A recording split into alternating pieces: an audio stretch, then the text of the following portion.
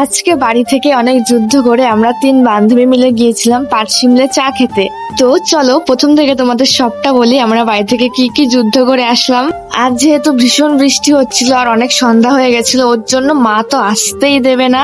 তোমরা তো অনেক আগে একটা ভিডিওতে দেখেছিলে আমাদের ওখানে খেজুর বাগান বলে একটা জায়গা আছে।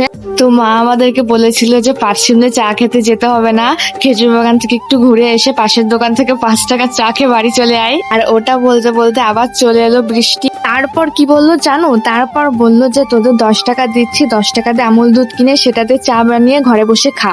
আর আমরা পাটশিমলে যাবো বলেছি মানে তো যেই ছাড়বো, মা তো আসতেই দেবে না। এই করতে করতে অনেকটা সন্ধ্যা হয়ে যায়, তারপরেও জোর জবরদস্তি করে আমরা চলে আসি। চা খেতে এসেও কিন্তু শান্তি নেই, চার মধ্যে পড়েছিল একটা পোকা, লাস্টে সেটা আবার পাল্টে নতুন চা নিতে হয়েছিল আমাকে। তো যাই হোক, চা খাওয়া তো হয়ে গেছে, এখন যাব বাড়ির দিকে। আর আমাদের 8টার মধ্যে বাড়ি ঢুকতে হবে, ওর জন্য ভীষণ তাড়াহুড়ো করে আমরা গিয়েছিলাম। যাওয়ার সময় তো মায়ের মন্দির দেখে নিলাম, কিন্তু মন্দিরে যেতে পারলাম না কারণ আমাদের তাড়াতাড়ি যেহেতু বাড়ি যেতে হবে। এখানে কিসের যেন একটা মেলা হয়তো বসেছে, আমি ঠিক জানি না। তো বান্ধবী আমার নাচতে নাচতে বাড়ির দিকে যাচ্ছে এখন।